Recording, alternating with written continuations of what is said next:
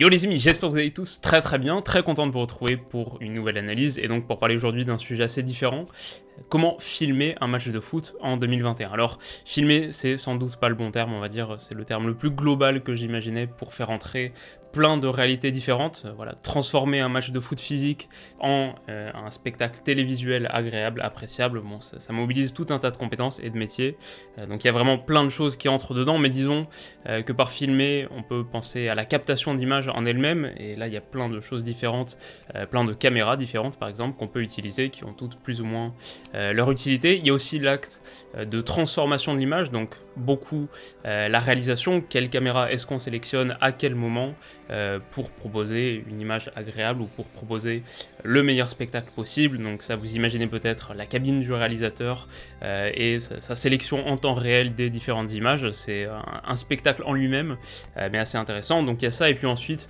bon, parmi d'autres choses, je vais pas évoquer aujourd'hui les commentateurs ou ces sujets-là. On en fera peut-être d'ailleurs une vidéo dédiée, Dieu sait qu'il y aurait matière à dire, mais on peut y faire entrer d'autres choses aussi, comme les actions de transformation via l'incrustation de visuels spécifiques, de données spécifiques. Voilà, c'est des choses qui me plaisent pas mal, et on va parler aujourd'hui d'un petit peu tout ça pour lancer 2021 avec un combat qui m'est assez cher, on va dire combat, bon, dans l'ordre cosmique des choses, il y a des choses plus importantes, mais un combat qui m'est assez cher, que j'avais déjà commencé à évoquer dans une vidéo il y a plusieurs années maintenant, sur l'attrait de la Première Ligue, l'attrait comparatif de la Première Ligue, pourquoi la Première Ligue était le meilleur championnat du monde, et notamment parce qu'il brillait d'un point de vue télévisuel pour tout un tas de raisons. Donc on en avait déjà parlé, mais aujourd'hui on en fait un petit point spécifique, et j'ai envie de vous donner, donc à l'aube de cette nouvelle année, j'ai envie de vous donner les éléments qui personnellement me plaisent le plus. Si on remplissait ce cahier des charges, celui qu'on va décrire, je serais le téléspectateur le plus heureux du monde. Alors le premier point, le plus important en réalité, le plus classique aussi, on va dire la doléance qui revient le plus souvent, mais pour cause, c'est l'importance à mes yeux d'avoir le plus de plans larges possible au détriment de ce qui se fait actuellement, c'est-à-dire nous bombarder de plans, je sais même pas comment on pourrait les caractériser, de plans moyens, on va dire, de plans resserrés, zoomés, voilà, cette distinction entre les plans larges et les plans moins larges, bon, vous voyez ce que je veux dire, pour moi elle est fondamentale, et en France, assurément, je trouve qu'on est en train de faire le mauvais choix. Il y a un article des Cahiers du football qui date un peu maintenant, que j'avais déjà publié, partagé à l'époque, mais qui analysait le nombre de plans utilisés lors de la retransmission d'un match de foot dans les différents championnats, et donc forcément quand tu as plus de plans serrés et que tu fractures plus régulièrement ton plan large, et bah tu as un nombre de plans final à la fin qui est plus vaste, plus fort. Et en France, il y avait 2 fois plus de plans qu'en Grande-Bretagne, quelque chose comme ça, et que dans la plupart des autres championnats d'ailleurs. Voilà, on aime beaucoup fragmenter notre match, peut-être pour... bon, il y a tout un tas de raisons qu'on peut mobiliser, peut-être que le spectacle n'est considéré comme étant pas suffisamment à la hauteur pour que le plan large en lui-même soit suffisant, peut-être qu'on a une culture du récit, et qu'on aime bien raconter une histoire, une culture dramatique, ça aussi, c'est les Cahiers du football qui en parlaient, en tout cas l'importance de raconter une histoire et de scénariser la rencontre, plus que de laisser parler le jeu en lui-même. Je sais pas si c'est culturel, en tout cas c'est avéré, c'est comme ça qu'on montre le match visiblement, et ça me gêne beaucoup parce que dès qu'on aime le football, en réalité, je pense qu'on vient au monde footballistiquement parlant via le jeu, c'est d'abord le jeu qui nous plaît, et via cette avalanche de plans serrés, de plans moyens, et bah ce qu'on gagne peut-être en scénarisation, je trouve qu'on le perd de manière catastrophique, en compréhension du jeu. Juste hier en regardant, alors je m'enregistre jeudi, donc juste hier en regardant Lyon-Lens, c'était franchement flagrant à quel point, sur cette action par exemple, le fait de privilégier un plan serré, et ben on est obligé de deviner à la réaction de Maxwell Cornet si la passe a abouti ou non. On n'a pas accès directement à l'action, on lit à travers son visage que le ballon a été perdu, et effectivement il l'est, mais qu'est-ce que c'est frustrant de vivre la situation de cette manière, devoir être comme un détective, deviner l'aboutissement d'une action, c'est quelque chose qui vraiment me rend très en colère, donc franchement ça, si on peut l'éviter le plus possible, ce serait pas mal. Il y a encore une séquence ici par exemple où par son choix de plan serré, et ben en fait on se rend pas compte que le ballon, la touche a été jouée avec un autre ballon un peu plus loin. Ces exemples en réalité on pourrait en citer des centaines à chaque match, à chaque fois qu'un joueur de côté touche le ballon, c'est plan serré pour le montrer montrer lui et uniquement lui. Bon, très souvent sur les remises en jeu, les touches, les 6 mètres, on va s'attarder sur le banc des remplaçants, X ou Y personnalité en tribune, bon, plein de choses qui ne sont pas directement le jeu, et je trouve que l'expérience est honnêtement catastrophique. Le parti pris derrière, bon, on a parlé du fait de vouloir valoriser peut-être le spectacle en masquant sa faiblesse apparente sur certains points. Peut-être que l'idée donc c'est que la Ligue 1 n'est pas assez spectaculaire pour la montrer en entier. Bon, déjà je trouve que c'est un parti pris qui est franchement condamnable parce que par exemple hier sur un Lens-Lyon Lyon-Lens où ça allait absolument dans tous les sens, il y avait niveau jeu des séquences très abouties, deux des équipes du championnat de France qui pratiquent le meilleur football en réalité, et on n'a même pas voulu nous montrer l'intégralité des remises en jeu, des 6 mètres, où il y avait pourtant beaucoup de choses à comprendre. Et puis même, au-delà même de l'aspect intellectuel du football, franchement, même ça, je peux le mettre de côté. Pour le plaisir pur, le fait de vraiment rentrer dans la rencontre avec de longues séquences en plan large, je sais pas, ça met dans un état que certains psychologues ont caractérisé comme étant l'état de flow, vraiment être pleinement concentré, en pleine conscience sur ce qui est en train de se produire, plutôt que cette vision saccadée du match qu'on nous propose, où le cerveau est constamment interrompu, toutes les 5 secondes, un nouveau plan. Voilà, ça me semble une manière de retenir l'attention du téléspectateur qui est extrêmement artificielle, franchement assez condescendante aussi, qui s'ancre aussi comme ce que je décrirais comme étant un des maux absolus du siècle, un mal du siècle, c'est l'incapacité de rester concentré plusieurs minutes à cause de notamment cet objet.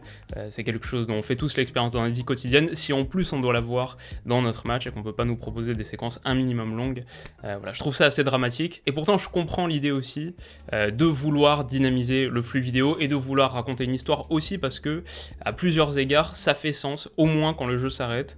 Ça peut être intéressant. Pour avoir vu récemment un match en entier via la plateforme de la LFP qui propose une caméra spéciale, ça c'est on va dire les privilèges du métier. Pour avoir vu un match de cette manière, et en entier en plan large, à aucun moment des plans serrés, c'est pas super agréable non plus. Là peut-être que je mets un petit peu d'eau dans mon vin par rapport à il y a plusieurs années, à aucun moment, aucun zoom du tout. On perd ce côté immersif de la rencontre, c'est vrai, mais là où est placé le curseur actuellement, c'est quand même beaucoup trop loin dans cette direction.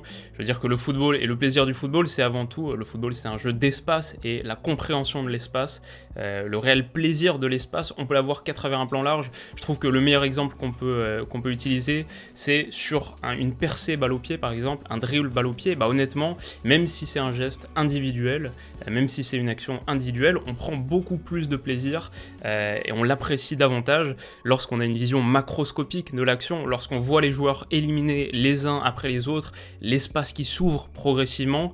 C'est ça qui est vraiment satisfaisant dans la visualisation d'une action. Et pourtant, en France, en Ligue 1, on continue d'avoir des séquences de rush balle au pied où le réalisateur choisit un plan serré sur de trop longues secondes où on n'arrive pas à comprendre ce qui se passe autour. Voilà, vous l'aurez compris, c'est ma doléance principale. Et pour 2021, du coup, ce que je propose, la bonne résolution à prendre, c'est pas d'interdire totalement ces plans, c'est pas de les bannir absolument, mais c'est de ne pas les utiliser jamais, ou si c'est le cas, il faut vraiment que ce soit une exception, 1 ou 2 fois dans la rencontre, lorsque le ballon est en jeu, lorsque le jeu est en train de se dérouler. Pas de plan serré, s'il vous plaît. Pas de plan serré sur le latéral au moment d'une simple passe. Pas de plan serré dans l'axe. Pas de plan serré au moment du 6 mètres. Pas de ralenti au moment du 6 mètres. Pas de zoom en tribune au moment d'une touche. Tout ça, on l'a vu des millions et des millions de fois, ça nous apprend rien de nouveau. Ce qu'on a envie de voir, c'est le jeu en train de se dérouler et ce qui est en train de se produire à partir de ce moment-là. Bon, peut-être que je parle pour moi, mais j'ai la sensation que c'est... Dites-moi ce que vous en pensez dans les commentaires, mais j'ai la sensation quand même que c'est assez partagé. Et voilà, il fallait le dire. Donc ok pour ça, maintenant ça signifie pas non plus, à mes yeux, l'absence d'innovation. Je dirais qu'au contraire, je suis assez friand des innovations qui sont, en tout cas de certaines qui sont mises en place. Je pense qu'il y a réellement une possibilité d'améliorer encore le spectacle, de le rendre encore plus intéressant via des innovations technologiques. Ces dernières années, on en a vu passer de très nombreuses, pas toutes ne sont équivalentes. Alors vous connaissez sûrement la TrueView de Intel qui permet de rendre les plans un peu 3D, de passer d'un plan à un autre via cette transition un peu 3D. côté, je trouve ça correct, sans plus on va dire.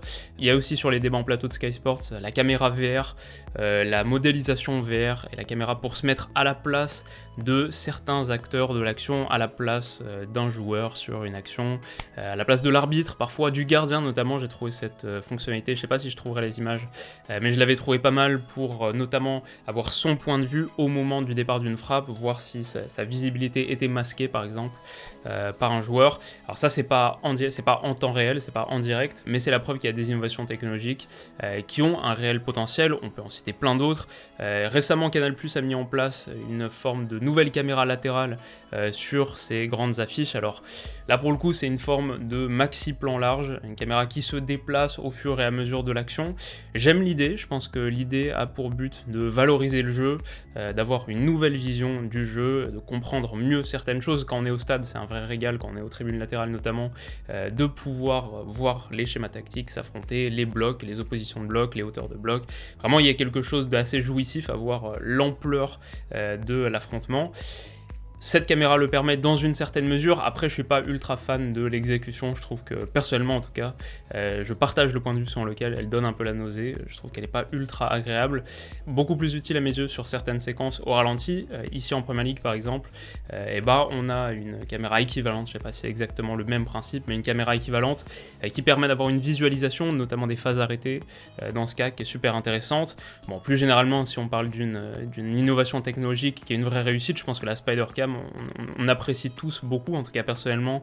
Je trouve que à nouveau sur certaines séquences, et là aussi en direct, en temps réel, elle permet une immersion de très haute qualité. En Angleterre aussi d'ailleurs, il me semble que c'est cette caméra qui avait été utilisée pour filmer, je crois que c'était les penalties de la finale de Carabao Cup 2019, Chelsea, Man City, la Panenka de Hazard notamment, si je me souviens bien. Bref, ça c'était une super expérience niveau immersion, une vraie réussite technologique. Donc voilà, tout ça pour dire que la technologie et l'innovation surtout a vraiment un rôle à jouer dans la manière de proposer le spectacle footballistique, mais à mes yeux, c'est quasi exclusivement lorsque cette innovation est au service du jeu. Il faut que ce soit pour soit mieux voir le jeu, soit le voir différemment, ou améliorer sa compréhension, mieux comprendre l'action qui est en train de se dérouler ou qui va se dérouler. À ce titre, j'aime beaucoup, alors là vraiment beaucoup, ce qui se fait en Liga sur les visualisations, soit de données, soit de jeux purs. Alors de données, ça peut être par exemple au moment des corners ici, une visualisation pour comprendre où ils sont tirés par cette équipe en général, plutôt au premier poteau, plutôt au second, plutôt même jouer court à la rémoise entre guillemets. Ça peut être sur penalty aussi, on connaît ces visualisations, je sais pas si j'aurai un exemple à vous montrer, mais avant un penalty, on voit sur quelque chose d'assez simple, en 2D à côté, là où les penalties du tireur ont été tirés dernièrement. En Liga, on a parlé des corners, il y a aussi d'autres formes de visualisation statique qui sont à mes yeux assez réussies. Alors la répartition des attaques, c'est ok, c'est plutôt correct.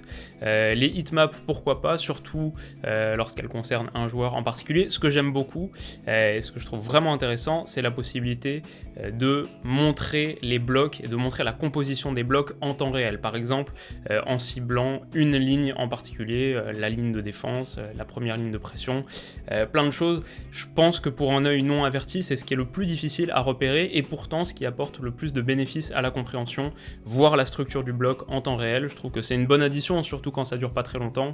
Ça entrave pas de manière dramatique le spectacle sportif, beaucoup moins que la question du jour sur d'autres chaînes. Donc voilà, je trouve que ça c'est bien fait et ça je le garderai aussi. Gros point positif sur ce genre d'initiative et ça prouve qu'il y a encore des choses à aller chercher sur la manière de montrer un match de foot. Il y a encore des choses à mettre en place pour améliorer la qualité du spectacle, mais à nouveau, à mes yeux, il faut que ce soit toujours au service du jeu parce que le jeu en lui-même, c'est la raison pour laquelle on est là et le foot a déjà un produit suffisant. Un match de football, c'est quelque chose qui est déjà intrinsèquement spectaculaire, qui n'a pas besoin d'artifice pour rendre le moment plus passable, c'est-à-dire en masquant des aspects de l'action pour montrer des choses qui seraient potentiellement plus intéressantes, en faisant des zooms parce qu'on imagine que le spectateur ou le téléspectateur va s'ennuyer s'il voit seulement la pelouse et les 22 acteurs. Voilà, je pense qu'il y a vraiment une grosse réflexion à creuser là-dessus parce que, déjà, parce que je suis pas le seul à dire, je vois cette idée absolument de partout, pour toutes les personnes qui aiment le foot et qui, à mon avis, constituent une bonne part des gens qui sont